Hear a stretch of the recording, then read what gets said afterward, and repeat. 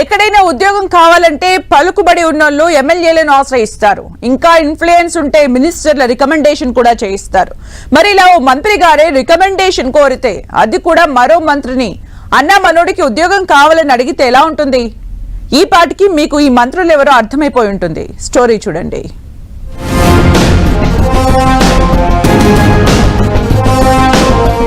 ప్రజాప్రతినిధులుగా ఎంపికైన వారి దగ్గరికి రకరకాల పనుల కోసం చాలా మంది తిరుగుతూ ఉంటారు. వారిలో ఉద్యోగాలు కావాలనే సిఫారసుల కోసం వచ్చేవారు ఎక్కువే. అయితే ప్రస్తుతం తెలంగాణ కేబినెట్ లో కీలక పాత్ర పోషిస్తున్న ఓ మంత్రి మరో మంత్రి గారిని తమ బంధువుకు ఉద్యోగం కావాలని అడగడమే కలకలం రేపుతోంది. ఎందుకంటే రాష్ట్రంలో వేలాది ఉద్యోగాలు భర్తీ చేస్తున్నామని, తమ ప్రభుత్వ హయాంలో ఇప్పటికే 50,000కి పైగా ఉద్యోగాలు భర్తీ చేశామని కాంగ్రెస్ చెప్తోన్న నేపథ్యంలో తాజా సంఘటన వైరల్ అవుతోంది.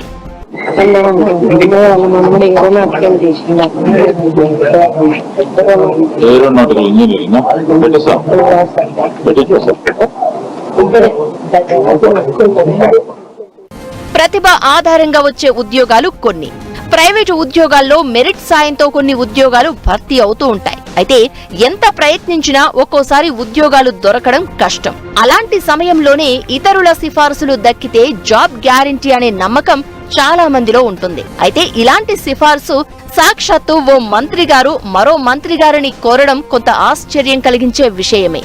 ఐటీ శాఖ మంత్రి శ్రీధర్ బాబుని మరో మంత్రి కొండా సురేఖ ఇలా తమ బంధువు ఏరోనాటికల్ ఇంజనీరింగ్ చదివాడని, అతనికి ఉద్యోగం చూడండి అని అడగడం, దానికి ఆయన ఓకే చెప్పడం జరిగిపోయింది.